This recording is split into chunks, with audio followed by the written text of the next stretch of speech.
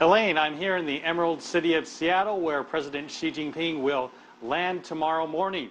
He has a very busy schedule ahead of him. He will be greeted by a welcoming committee that includes former governors Christine Gregoire and also former governor and ambassador to China, Gary Locke. He'll then be on to meetings with state and local officials, and in the evening deliver his only major policy speech of the Seattle leg to business leaders. Among the guests at that speech are expected to be former Secretary of State Henry Kissinger. On Wednesday, he'll be in roundtable discussions with CEOs, an event sponsored by former Treasury Secretary Henry Paulson Jr. He will also visit aircraft manufacturer Boeing and visit Microsoft, which is hosting the annual U.S.-China Internet Industry Forum. That event is expected to have many tech heavyweights, including those from Amazon, Facebook, and Apple, whose CEO Tim Cook has increasingly been taking on a leadership role in Silicon Valley. He will be present. So will Liu Wei, the senior Chinese official in charge of cybersecurity and internet policy.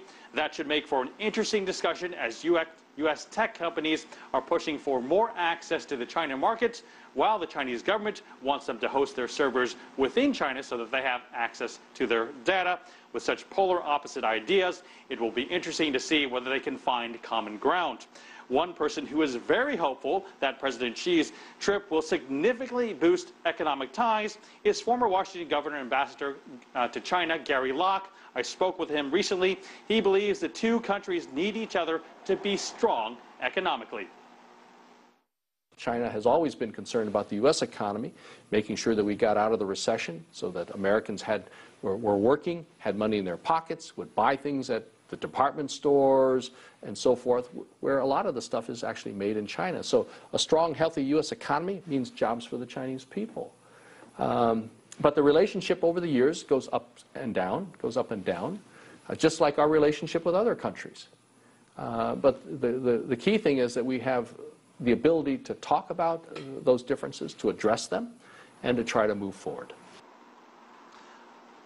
Locke says with the slowing Chinese economy, exports from China to the U.S. and around the world will take on an even greater importance because those exports support millions of jobs. Elaine. And Mark, he's spending a lot of time there, but why Seattle?